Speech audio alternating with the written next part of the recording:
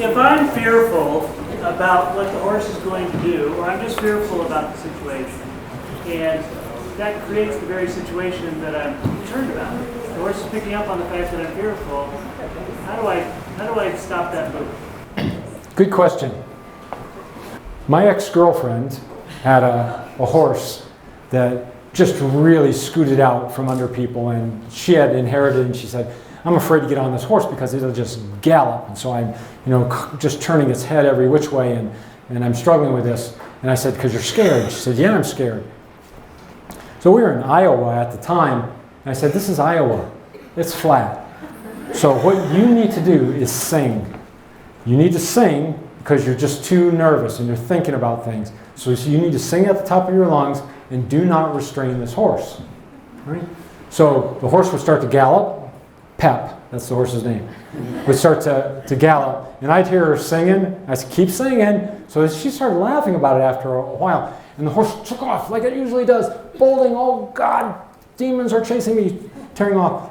And then, wow, and then it was a controlled type of thing to say, okay, now make Pep gallop. She brought that back up, but Pep didn't gallop in the same way. And then slow back down and gallop again, and Pep eventually was galloping under control. So what Pep was realizing is, I'm not going to get restrained, right? And this person is a lot less fearful up here. So you may have to be creative, but singing was kind of hard to sing.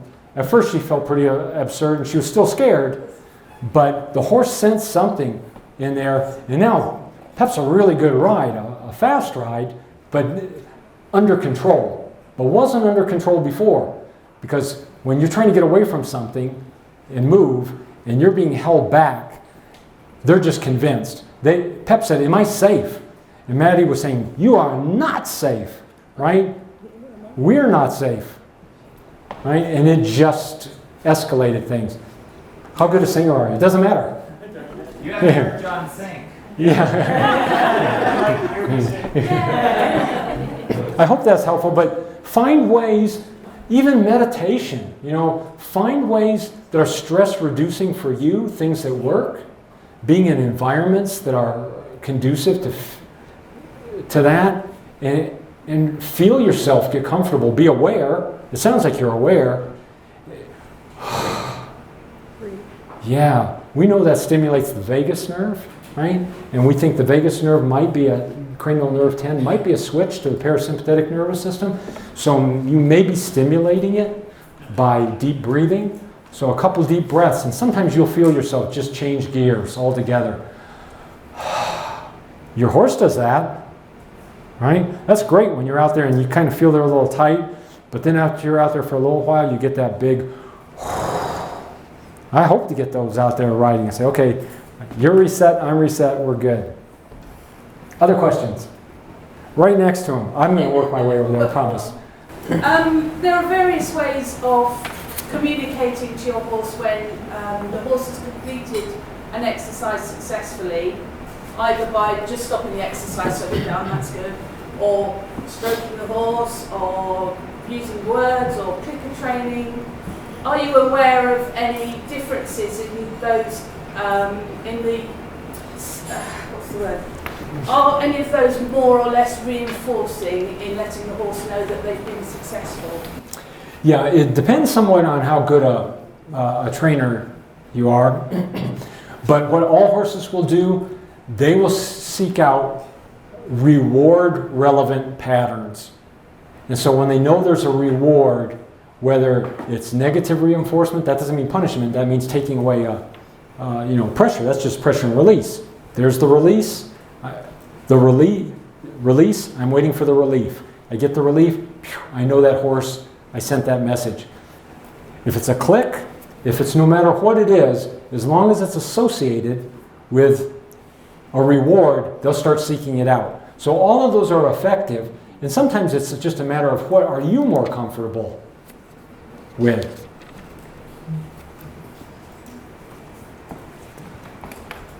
Yes, I'm sorry. Yeah, I have a question around some of these vices and other things, like foundering horses that are overeaters, cribbers, and even the blanketing. What is the brain? How long is the brain needing time to change back in some ways? So, like, Good question. Did you hear that? How long does it take to get over some of these vices? Some of them you're not going to get over. right? And some of them, some horses you will inherit. Sometimes it depends on how young they are, because you can still develop dendrites. But as we age, it becomes more and more difficult. So if you've got a 10-year-old horse that's had all kinds of abusive types of issues, or Right. Or blanketed Or heavily deaf- all winter. right. And, yeah. they can make changes and some will surprise you, but you may hit a point of diminishing returns. You may just get so far. Or if you've got 4 horses, you may have to make the decision, am I going to spend 80% of my time helping this horse rehab at the cost of time spent with my other horses? So those are realistic things to think about, but also being realistic, not thinking, well, I'm going to run to the rescue, and this horse is 12 years old and been raised a certain way, and now I'm going to this horse is going to be perfect. It's likely not. You know, if you're raised in an impoverished environment, right, and locked in a closet, you know, and we never send you to school, and then you finally go to school when you're, 20 years old, it's going to be pretty hard for your brain to catch up. It's not going to have that foundation. So it depends on what you're willing in your heart and logically to bite off. 'Cause it's like the horse that's sensitive to the easy keepers, they can't be out grazing all the time because they're going to founder again and again. And so it's like trying to work within that range Right. of what's going to be healthy enough for them given what's happened to them. Right. So if you've got a big lush pasture of spring grass, right, that looks like a donut shop, right, filled with sugar, maybe you need to feed grass hay, right, because we're not necessarily doing the same environment. You saw those pictures I showed of the plains.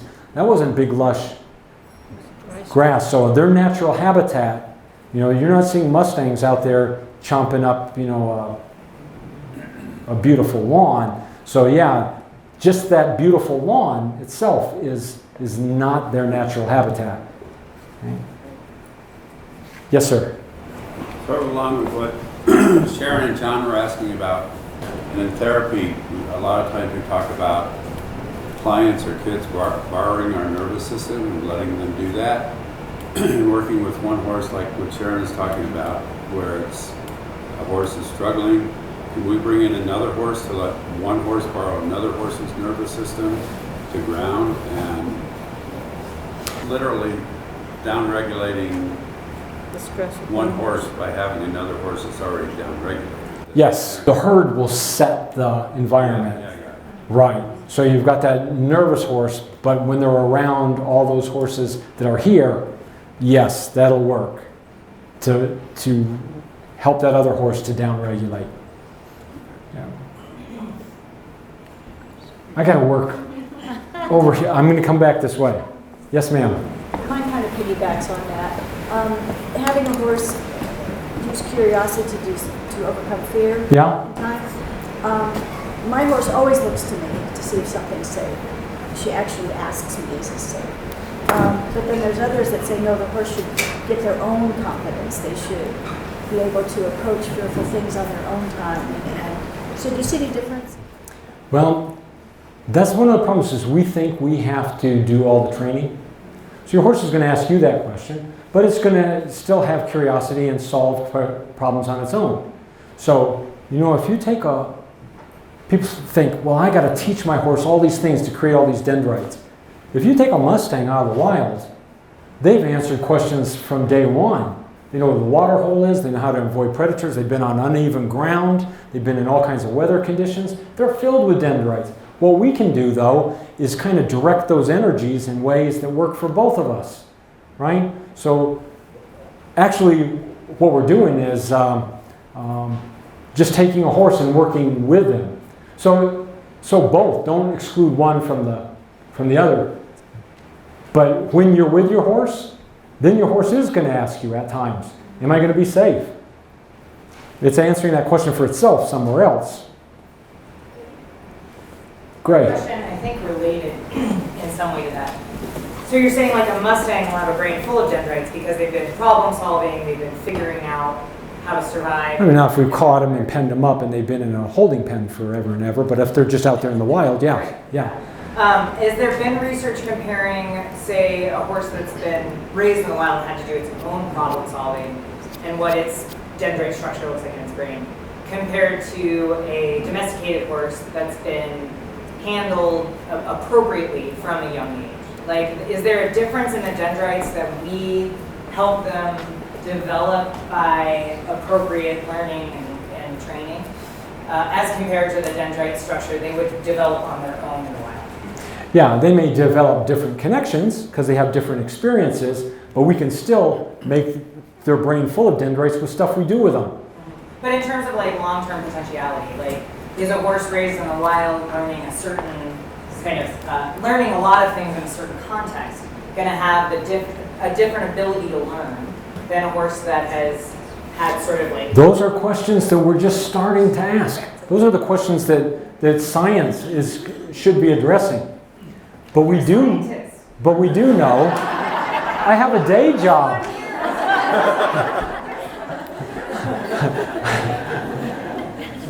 But what we do know is if we stall them and we isolate them and we change dramatically. I mean, you know, what do you think that lion would be like if we had stalls for lions in the zoo and said, there's where you live? We'd be outraged with that. But because of tradition, we think that that's just fine for the horse. And I have I bet the farm, 99.99% sure that if I took 10 horses that spend 23 hours in a stall, like some do in New England, and I took 10 brains of Mustangs that are just recently caught, and I compared them all, I'm pretty sure that I'd be able to see the dendritic changes and the size of the brain overall. I have no doubt about that. And every animal study would prove that so far. So I'm dimly aware of fairly recent research expanding our understanding of the human neurological system to include the heart and the gut. And I'm wondering if we can start to look at the same kinds of connections when it comes to the horse. Yeah, that's a great question. Nature doesn't just start all over again when it makes a human brain. So there's a reptilian brain, and then on top of that is a mammalian brain, right? It's got the same structures. And then our brain with the neocortex. But we have a reptilian brain and a mammalian brain in our brain already.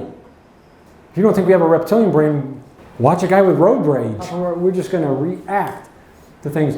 But so, if we say, all right, let's look at all human behavior and take away the neocortex and just look at the mammalian and reptilian parts, then we have we can make more comparative. There are other things like the olfactory bulbs like we talked about, etc. But the basal ganglia and the cerebellum perform the same kinds of roles. The same information comes up through the spinal cord. So sort of a guarded answer to that is, yeah, as long as we don't assume the horse has those human bits, there's some value in that. I have two questions. One is... 1.5. No, 1.5. 2. Well, one relates to that. That's so fine. we know that in neurobiology of infant human development, so Uh-huh. we've been making some comparisons and casting statements about it. We know that there's optimal periods of learning Uh-huh. for babies Yes. where the neural axons are sort of multiplying, and then they go through a pruning process, right, where they start Yes. making those superhighways. Yes. So do we know if horses have an optimal period of learning like humans, or is that? They do. They do. They do. So the question is, when babies are born, they have tons and tons and tons of neurons. So there's a pruning back. They can't use all those neurons. Like a Chinese baby, an American baby, there's a certain point in time where TSU, tsu, to us, it sounds the same, su. right? But to a Chinese baby who's brought up with a Chinese language, there's a huge difference. And they can detect that because of that honing process. So when those foals are moving around, that's what they're doing. They're making connections that they're going to need and getting rid of those connections that they aren't going to need. So there is a pruning back. And then once that's in place, then they grow. If they're deprived of a lot of that stuff, so that now they're 10 years old, we've kind of reached a point where we can't go back and get those neurons back. They're already... Right, deprivation's too much. So we do what we can. In a lot of instances with rescue horses and rehab horses, we're doing what we can. Another question. Has there been any research done on knowing how physical discomfort from various and sundry ways, like bad shoeing, for example, affects all of what we've been talking about? Yeah. Physical pain. Does that impact the brain? Absolutely. Because pain is linked to fear in horses. And fear is linked to cortisol. And chronic pain creates chronic stress, just like in humans. And what we know is if you're under the influence of chronic stress, day after day after day, your brains will start to shrink. You'll start to lose dendrites.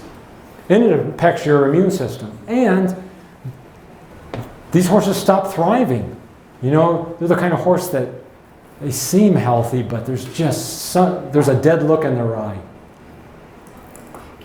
I'm thinking in terms of that borderline between discomfort and pain, where it doesn't really show up. You know, the vet comes out and says, well, the horse is sound, but... Yeah, that's a good question too. The horse that gets a saddle sore, and it keeps getting worse and worse and worse and worse. And at first that horse maybe acutely kind of feels that, but after a while it kind of ignores that. That's sort of a built-in survival mechanism, because a horse out in the wild who's seen as having an injury really becomes vulnerable. And I have had a horse that was so stoic when it colicked, right? It was a Mustang. And it was so stoic that I had to really keep an eye on it to tell that something was wrong, because it wouldn't really show me pain. But you know, so horses can mask that pain as a survival mechanism. And that doesn't mean they don't feel it. They can blot that out. They can feel a fly land on them, so they can feel things acutely. That spur. But you know, you keep spurring and keep spurring and keep spurring, what happens? Stop feeling. Pretty soon you almost need a hammer and a nail, right, to create the same thing. Yes? So kind of along those same lines, a disassociated horse versus a very relaxed horse. Mm-hmm. I mean, I'm always talking to people, well, my horse is just really relaxed. And I'm thinking, they're maybe more disassociated than relaxed. So can you talk a little bit more about the things that we should start looking for, the face, the muscles, everything that goes Look for the head Yep. to start coming down below the withers, right? When they're in pain, when they're nervous about something, when there's anything that's bothering them that's a threat, that head's coming up, right? Look at their face. Are those lips pressed together, right? Or is that jaw loose? Get to know your horse and look for those tendons in their face. When they start to come out like a guitar string and you see them tight in there, you'll know that. And they'll have a dead look about them. They'll almost, when they're dissociating and they say, okay, there's no real escape here, they just get, you feel like a tree could fall on them and it wouldn't bother them. Where a horse that's aware of things is still, watch those ears especially, those ears are so expressive, right? So they're constantly doing all this, taking in the world, but in a relaxed state. People talk about being a visual, an auditory, a kinesthetic learner. How does that show up in the brain? Is it lit up in different places, or different places developed more? Yeah, it will. So your brain those areas that you use, so if you're a visual learner, you will get more metabolism back in the occipital lobe. So things will be interpreted visually better, right? Horses don't have as many options. They're a motor sensory creature, right? They are visual, but they use their ears as well, and they understand, you know, motoric kinds of commands. So they're not quite the same. But yeah, the type of learner you are, so if I wanted you to learn something and we took your picture in a functional MRI, we would see different areas light up if you were a visual learner versus maybe a hands-on type of person.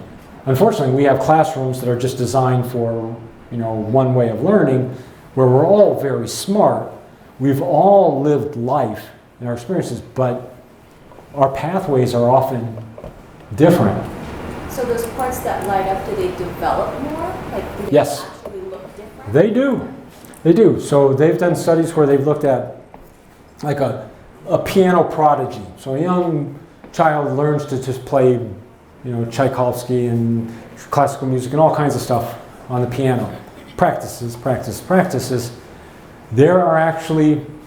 There's much more white matter, more myelin in those areas that you would use to play the piano. So not only have neurons that fire together, wire together, that firing creates more myelination. So they have more myelination. So sometimes athletes have more myelination in areas that are able to do things quicker, swing a bat quicker, kick quicker, move quicker, because they're using those areas and they're more heavily myelinated, so traffic can move through there faster. Yes? You talked about, of course, learning better with emotional relaxation. But is there an age in a horse where, let's say, they haven't had an opportunity to have dendrites richly developed? Mm-hmm. Is there an age where, let's say a 15-year-old horse who hasn't had a lot of new experiences, let's say, is there an age in a horse where it sort of is minimal or not, you know, does it stop Mm-hmm. being easy for them to develop dendrite? The older, the less chance. So if they've gone more and more deprived, and believe it or not, they find those older horses who haven't had a lot of stimulation get demented. Horses get dementia? They do. And actually horses that develop insulin resistance, they cause a dementia. It's called cognitive equine syndrome, I think. They don't call it dementia, but these horses will wander. They won't remember things that they were taught in the past. They'll be more irritable. They might bite you when they've never bitten you before, right? So we think those horses are dementing because we've weakened their brains. Yes. Great. You had said that the motor sensory system was the first system in the horse's brain for myelin. Motor system is. Okay. Mhm. And then the frontal lobe is the last. Yeah. At what age does myelination happen in the frontal lobe? About 3 years old. About 3 years old, that's starting to happen. In humans, our frontal lobes aren't really done until we're 20. You know? So, you know, the young girl who loses her boyfriend at age 9 and it's the end of the world, oh gosh, they're still very emotional. They aren't able to really figure out all the concepts behind that, but as your frontal lobe starts to become myelinated. But that's an important area for us, the frontal lobe. It's not that important in the horse, not like the motor system, but 3 years old is where you start to get more. The first 45 days, the motor system in the horse is going crazy with myelination. Every movement fires a neuron, and wraps myelin around that. So all those moves that young horse is making is creating a myelinated brain using the motor system. What was the question? Is there any legitimate concern that you're reinforcing a bad behavior? So I act up and I get to graze. Horses can't really fake that going up in the sympathetic nervous system. When their head's up there, their jaw's tight, their eyes, they need a frontal lobe to say, okay, I'm going to fake this out by putting my nervous system way up there. I've talked to people about this. A number of people I know that I respect as horsemen, they say, no, I've never found that a horse would seek that out. And you use it sparingly. You know, you use it as a pacifier, right? To just help them reset. So it's not all the time. So every time I go out and ride, you know, if they've been down that trail before, you know, we can go. But if it's somewhere new, I've experimented, and my horses seem, and I've talked to other people as well, seem to just be much more aware and calm and not way up there if they've had that time. Because I don't think they're just grazing. I think they're just assimilating everything around them and saying, okay, I'm okay with this, let's go. And they've reset themselves because they have to rest and digest. A stressed horse cannot eat. Right? You got your horses worried about something, they're all over you can chase them around with grain and they're not gonna eat. So they're not gonna be rewarded for that. Right? If anything, they're gonna get rewarded for down regulating. Well, that would be great. Over here. Do you know if there's been any research, if there's any structural or chemical differences in the brains of inbred horses? Good question. We see behavioral things, but I don't know if the brain is actually different in inbred horses. You know, I've spent a lot of time studying normal horses. And you know, that's what we like to do. We like to capture all these. And in other ways, it's harmful. I mean, we find legs that can't hold up horses anymore. And we find horses that are shaped a certain way. You find these Arabian horses that look like, you know, sea monkeys or something with these just really exaggerated kinds of face. So, you know, it absolutely wouldn't surprise me one bit that our brains, who we are in horses, isn't impacted by that. We know in humans sometimes IQ is impacted as a result, but all these things are fantastic questions that we've never asked because we thought that was a black box that I showed you. We quite even go there because we'll never answer that question. We can look at brains now, and horses really are benefiting from these kinds of questions. They've just never been answered. And you know what? Here's what I want to tell you all. I want you all to leave here knowing you are scientists. Experiment with your horses. Try these things. Work with them. Find new ways to communicate. And if it doesn't work, drop it by the wayside. If it works, try to replicate it with another horse and put them to use. But you're every bit as much a scientist because this is all new frontier.